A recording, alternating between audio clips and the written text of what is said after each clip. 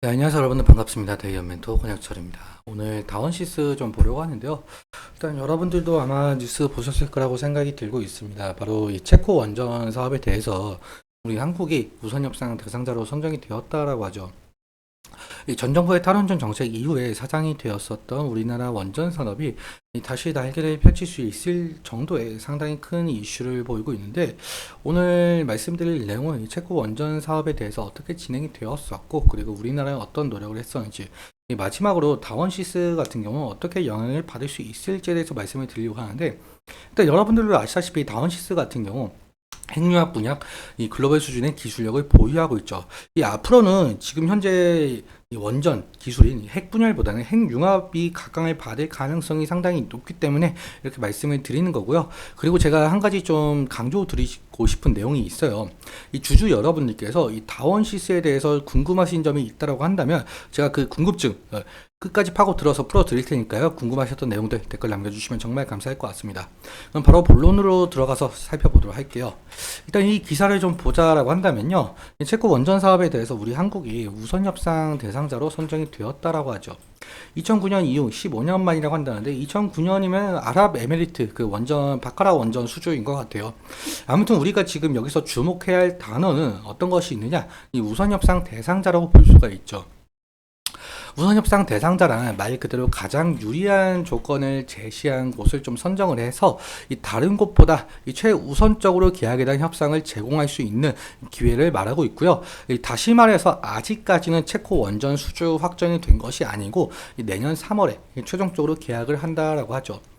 말 그대로 아직까지는 축포를 터뜨리기는 이르지만 가능성이 높다는 점 인지해 주시면 좋을 것 같은데요. 그러면 우리는 여기서 우리나라가 이 체코 원전 우선권을 좀 따오는 데까지 어떠한 노력들이 있었는지 좀 살펴보도록 하겠습니다.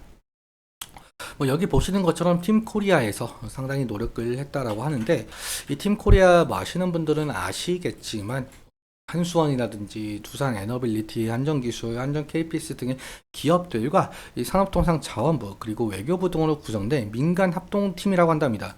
그러니까 이 민간 합동팀으로 만들어지면서 체코 원전 수주에 뛰어들었다는데요. 무려 2016년부터 체코 원전 수요를 발견하면서 2018년에는 팀 코리아를 결성을 했고, 드디어 이 체코 원전 수주 준비를 좀 박찼죠. 그리고 2023년 3월에 드디어 체코에서 원전 수주에 대한 입찰이 시작이 되었고요. 그런데 사실상 이때까지만 해도 과연 우리나라가 이 체코 원전 수주를 좀 받을 수 있을까라는 의문점이 상당히 많았거든요.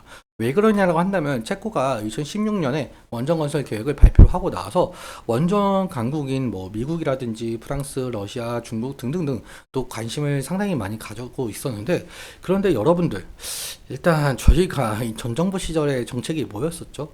바로 탈원전 정책이었었죠. 이러한 탈원전 정책으로 인해서 사실 어불성설인 느낌이 상당히 강했어요. 우리나라에서는 탈원전, 그러니까 원전을 좀 다 폐지시키고, 그리고 외국에 나가서 원전을 수주를 받자라는 것이 좀 상당히 뭐랄까 좀 어불성설인 느낌이 상당히 강했죠. 그래서 한국의 입지가 좁아졌었고요. 그런데 이번에 윤석열 정부에 들어오면서 탈원전 정책이 폐지가 되었었고, 원전 수출 드라이브가 시동을 걸었었죠. 이러한 어려운 상황 속에서 놓이면서 팀 코리아는 한 발자국 한 발자국 진전을 했다라고 표현을 할 수가 있을 것 같습니다.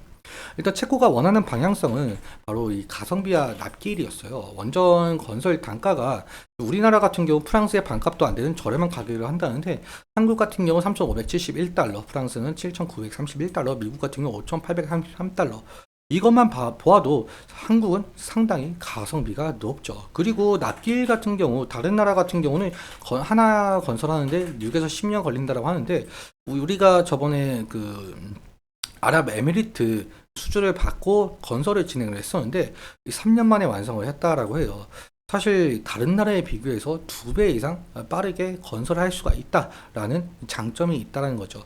그래서 우리는 이러한 것을 무기로 체코 원전 수주를 좀 박찼었고, 체코 같은 경우도 이러한 것들을 좀 맞아, 여러 가지 상황이 다 맞아 떨어지니까 우리한테 그 우선 협상권을 준 것으로 보이고 있는데요.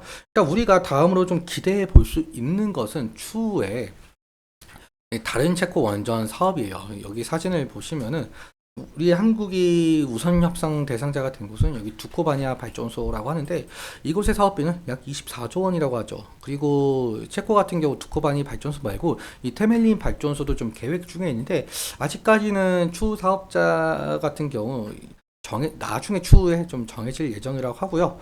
만약에 이 두코바니 발전소에 대해서 확실하게 우리가 계약을 성사시킨다고 한다면 체코 입장에서는 다른 나라와 굳이 계약할 필요 없이 우리나라와 그 테멜린 발전소까지 계약할 가능성이 상당히 높겠죠. 이러한 점에 놓여 있고, 그리고 만약에 우리가 체코 같은 경우 제대로 원전 수주가 되고 건설까지 빠르게 납기까지 맞춘 게 된다고 한다면 사실 여러 나라 우리가 유럽에 진출을 할 수가 있는 이 발판을 마련할 가능성이 상당히 높다는 점 이렇게 인지해 주시면 좋을 것 같습니다. 그리고 사실 지금 현재 우리가 이 체코 수주 경쟁을 많이 벌이면서 우리 한국의 원전 산업 경쟁력을 좀 전 세계적으로 보여줬다라고 생각이 들고 있거든요. 그러니까 제가 이러한 부분에 대해서는 앞으로도 계속적으로 관련 소식 추적해 나아가겠으니까 기대해 주시면 정말 감사할 것 같고요. 그렇다면 다원시스의 경우는 어떻게 수혜를 받느냐? 실제로 뭐 체코 원전 수주에 직접적으로 영향을 가는 기업은 아니더라도 이번 체코 원전 이슈로 우리 한국의 이 경쟁력을 세계에 널리 알렸기 때문에 전 세계적으로 우리 기업에게 러브콜이 올 가능성이 상당히 높다라는 점. 이러한 점을 바탕으로 다원시스 같은 경우 향후 핵융합 발전 분야 기술력을 보유한 기업으로서 좀 각광을 받을 가능성이 상당히 높아 보이고 있거든요. 현재 원자력 발전소 같은 경우 핵 분열을 통해서 열 에너지를 얻는 구조인데요. 사실 지금의 원자력 발전소는 뭐 여러분들도 아시다시피 방사성 폐기물이 생성이 되는 구조이죠. 반대로 핵 융합 같은 경우 원자핵 충돌을 통해서 핵융합을 시키면서 이 과정에서 생성되는 에너지를 전기 에너지로 변환하는 기술인데요. 이 경우 같은 경우 방사성 폐기물이 없고 무한한 연료 공급이 가능하다는 큰 장점이 있어요. 대표적인 핵융합 같은 경우 태양을 예를 들 수가 있겠고요. 그래서 앞으로 이 기존의 핵 분야의 발전소보다는 핵융합 발전소가 더 각광을 받을 가능성이 있다라는 거고, 이번 체코 원전 이슈로 인해서 이러한 핵융합 기술의 발전도 이루어질 것이라고 생각이 들고 있습니다. 그렇다면 다원시스의 기술력도 관심을 받을 수밖에 없다는 거죠. 이러한 뭐 호재성, 그러니까 향후 호재성이 있다라고 아시면 좋을 것 같고요. 그러면 차트 보면서 마무리 설명 짓도록 하겠습니다. 다원시스 어제 차트를 보시면은 갭상승으로 시작한 바가 있었죠. 시가 3%로 갭상승을 시작했다가 5%까지 상승을 했지만 결국에는 종가 마감에 1%로 마감을 한 바가 있었거든요. 어제 대부분의 그 원전 테마 자체가 갭상승으로 상승을 했다가 떨어진 바가 있었거든요. 제가 생각하기에는 우리가 우선 협상권을 받았지만 아직 계약까지는 좀 많은 기간이 남은 만큼 시장에서는 조금 더 지켜보자는 흐름을 가졌을 수도 있어요. 그렇기 때문에 이렇게 보여진 것으로 보이고 있고, 오늘 같은 경우도 좀 하락을 하고 있는 모습을 좀 보실 수가 있겠는데, 아무래도 원전 테마 전부가 지금 하락을 하고 있는 부분에 대해서 좀 영향이 가고 있지 않을까 좀 생각이 들고 있고요. 오늘 지금 2% 정도 계속 하락을 하고 있는 상황인데, 우리가 볼 수 있는 지지라인 같은 경우 이 부분이라고 생각이 들고 있습니다.